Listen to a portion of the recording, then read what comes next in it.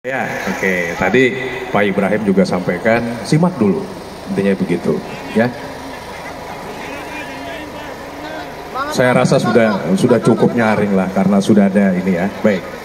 Nah, terus kemudian ada 5 tuntutan kemarin yang disampaikan kepada kami. Yang pertama, mungkin masalah transparansi dan kejelasan terkait dengan pelayanan, ya. Bapak Ibu semua, saya ucapkan terima kasih atas kepeduliannya. Itu akan menjadi koreksi kami. Kalau semisal pun nanti ada yang terlambat ataupun tidak transparan, tolong disampaikan langsung kepada kepala kantor. Ya, mau lewat asih unjuk rasa silahkan, terus kemudian bersurat juga silahkan, dan itu jelas akan kami tanggapi. Dan itu menjadi koreksi buat kami semua. Kemudian BPN hari ini itu sudah melaksanakan 7 layanan prioritas yang boleh dikatakan dikontrol dari Kementerian ATR BPN. Jadi kalau misalnya kami lambat di kantor pertanahan, otomatis kami mendapat teguran dari atas. Bukan cuma Bapak Ibu sekalian, bukan. Dari pimpinan kami. Oke, selanjutnya tadi saya berdiri di belakang Bapak Ibu sekalian menyimak dengan apa yang disampaikan. Kalau misalnya pun panas, paham Bapak Ibu sekalian, kita juga panas-panasan di belakang. Terkait dengan masalah bank tanah. Sepertinya sebulan atau 2 bulan yang lalu sudah dilaksanakan sosialisasi kepada masyarakat di 5 kelurahan Riko, Maridan, Pantai Lango, Jenebora, dan Besi. Disampaikan bahwa bank tanah bukan seperti yang Bapak Ibu pikirkan, bahwa itu bank seperti ya kita menabung, bukan. Dia ditunjuk oleh negara,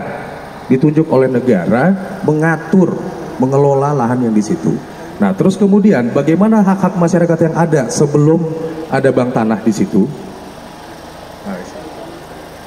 Selfie dulu. Mau selfie, Pak? Oke, siap. Baik. Baik.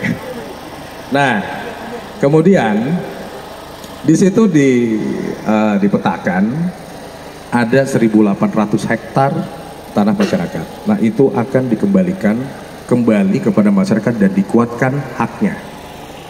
Kalau misalnya Bapak Ibu sekalian, saya rasa tahu semuanya, di situ ada bandara VIP, ada jalan tol.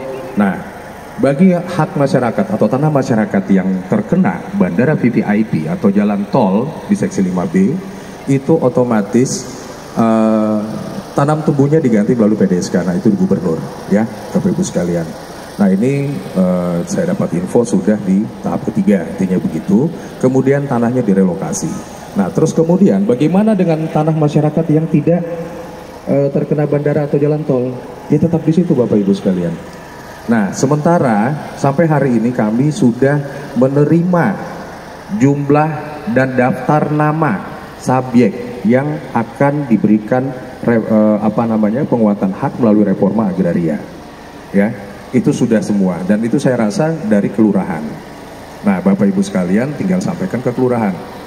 Sudah kami terima datanya dan hari ini juga sudah kami olah, tinggal kami usulkan untuk sebagai peserta atau masyarakat atau subjek hak yang akan menerima reforma agraria. Nah, reforma agraria ini istilahnya bisa kita lewat Redis atau PTSL. Intinya begitu untuk yang bank tanah. Nah, terus kemudian, hak pakai menjadi hak milik. Saya paham, kami paham. Bapak intinya semua Bapak Ibu semua saudara sekalian pinginnya hak milik. Nah, kalau di IKN, otomatis kami harus mendapat rekomendasi dari IKN dulu terkait dengan masalah pemanfaatan tata ruang. Nah, mungkin bagi Bapak Ibu sekalian masa awam tata ruang itu apa sih? Ya, intinya untuk mengatur saja ruangannya seperti apa. Nah, kalau semisal tanah Bapak Ibu sekalian sudah dimanfaatkan dan sesuai dengan tata ruang, ya otomatis kami akan memberikan hak milik. Kalau misalnya pun itu ada di pemukiman, kita bisa berikan hak GP. Kalau semisal belum ada rumahnya, hak pakai itu sama Pak, Bapak Ibu sekalian, hak pakai itu sama. Sebentar dulu Bapak Ibu sekalian. Sebentar dulu Bapak Ibu sekalian. Hak pakai itu juga diakui dalam Undang-Undang Pokok Agraria. Itu diakui, Undang-Undang 5 tahun 1960, ya. Nah, hak pakai ini bisa ditingkatkan jadi hak milik. bisa ditingkatkan. Setuju. Mantap.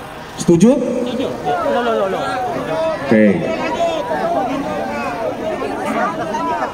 Hak pakai itu bisa ditingkatkan dengan persyaratan bahwa Bapak Ibu sekalian sudah manfaatkan tanahnya. Terus kemudian pemanfaatan itu sesuai dengan tata ruang. Nah, khusus untuk yang di IKN, sampai hari ini pun kami masih meminta rekomendasi. Sampai hari ini, seyogianya hari ini kami rapat dengan IKN untuk meminta rekomendasi itu. Biar ya bisa diberikan hak yang lainnya. Tidak cuma sebatas hak pakai. Itu. Tapi mohon maaf Bapak Ibu sekalian, tolong jangan paksa kami untuk melanggar aturan, intinya begitu.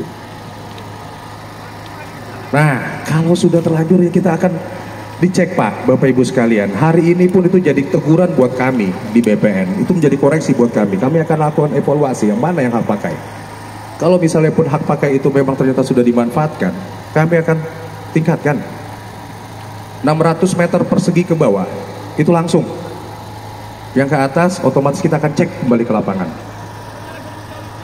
Nah itu dia Pak, ya kita akan cek. Nah kenapa misalnya kemarin itu dikasih hak pakai? Karena kita tidak dapat rekomendasi Pak. Kita berikan saja. Sebentar Pak, Bapak Ibu sekalian, dengerin dulu ya. Ada tanya jawab. Baik. Nah kalau misalnya pun itu bisa ditingkatkan, kami tingkatkan Bapak Ibu sekalian. Intinya sama, penguatan, melindungi hak Bapak masyarakat sepaku.